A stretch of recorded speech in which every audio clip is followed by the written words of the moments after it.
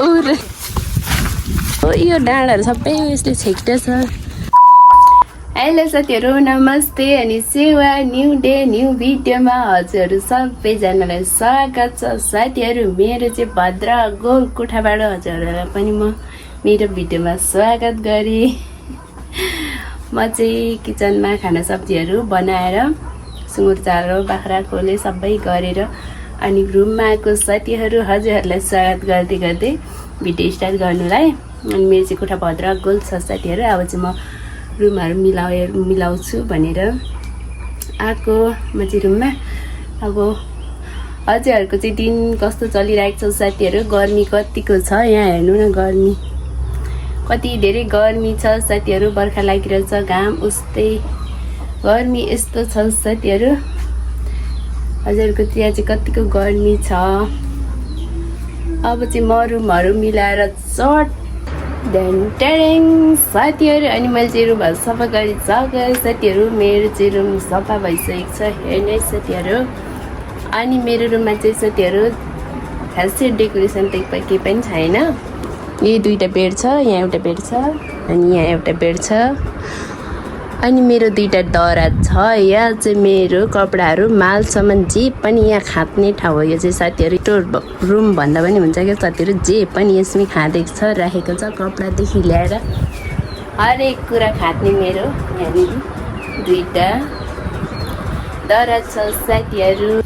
Welcome छ साथीहरू मेरो रुम सँगसँगै मेरो भिडियोमा सबैजना वेलकम छ साथीहरू। यो चाहिँ मैले आफैले बनाएको बुके हो साथीहरू। अब चाहिँ म पारी मकै लिन जान्छु साथीहरू।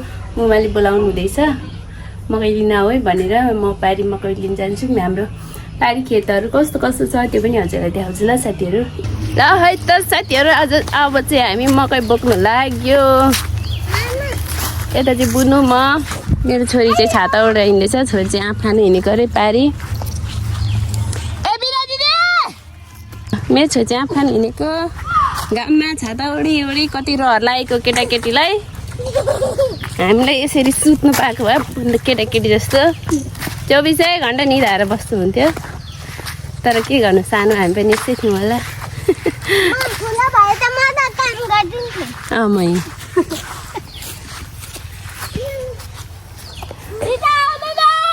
कुद्नु नै अलिक फुन्दुङ फुन्दुङ सिधो सिधो।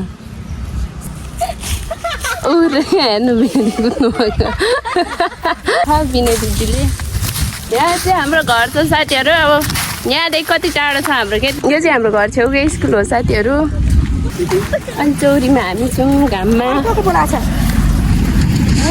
निलामदेखि माइलीको छैन। यो खोला सानो ठुलो हुँदैन साथीहरू बर्खामा।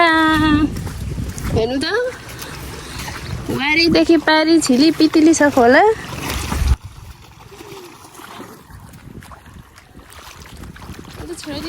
तर खोलादेखि देखिने मकै बारी यो यस्तो। यो डाँडाहरू सबै यसले छेक्टेछ।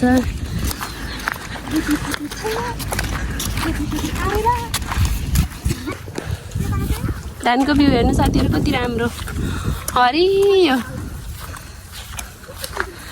अनि मकै बारी यता यहाँ परसम्म छ मकै बारी चाहिँ। कति ठुलो छ क्या साथीहरू। अनि अब दिनदिनै बर्खा लाग्यो, मकै भाँच्ने बेला भयो साथीहरू, धान रोप्ने बेला भयो। त्यही भएर म चाहिँ डोको बोकेर टुई अब चाहिँ मकै बोक्नु लागेको छु। पुरै अहिलेसम्म बसेको हड्डी कर्क पारेर।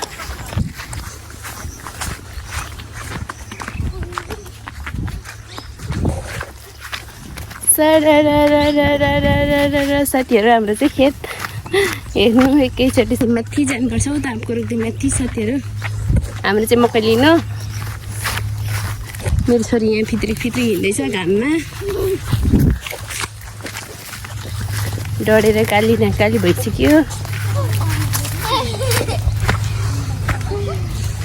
गल्यो गल्यो गलेको छैन। आँप भनेपछि त कुके। अनि आपालाई भात घरमा होला जानु नि त भात खाएर आउनु।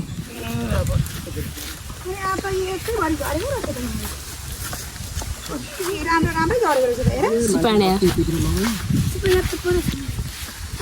कस्तो राम्रो छ यी मकै चाहिँ यति रहेछ मकैको भाइ चाहिँ यस्तो हुन्छ यी होइन साथीहरू यतिको ढाडमा घावै भएछ हिजो मकै बोक्दाखेरि त्यही भएर आज बोक्दा के हुने हो आज यहाँ खाँदेर पनि लैसकिन्छ बरु एउटा एकैचोटि आउनु भन्दाखेरि त बरु हट मरिन्छ बरु म त आउँछु फर्केर गोबर हामी आउँछौँ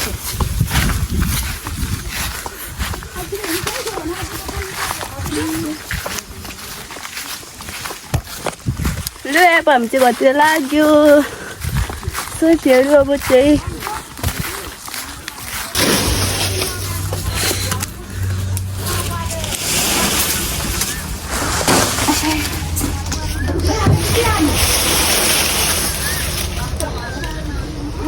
हजुर एकछिन बस्नु न हौ 700जना आँटिसक्यो म चाहिँ पारिबाट पनि मकै लिएर आइसकेँ साथीहरू अनि आएर अरू पनि थियो दिदीहरू जानुभयो अनि मेरो चाहिँ गोठालो जानुपर्ने थियो नि त अनि मैले चाहिँ एक भारी मात्रै लिएँ साथीहरू अनि अरू दिदीहरू जानुभयो बुनहरू अनि म चाहिँ अब गोठालो लागेको साथीहरू मेरो चाहिँ बाख्रा अनि तपाईँहरूको दिन चाहिँ के कस्तो बितिरहेको छ साथीहरू गर्मीमा के गर्नु हुँदैछ म चाहिँ साथीहरू गोठालो गएको थिएँ नि त गोठालोमा चाहिँ अगाडि पाएको रहेछ नि अगाडि खाएको साथीहरू मेरो चाहिँ तिम्रो कालो भइरहेछ क्या अनि गोठालो गर्दा गर्दै पानी आयो अनि हामीलाई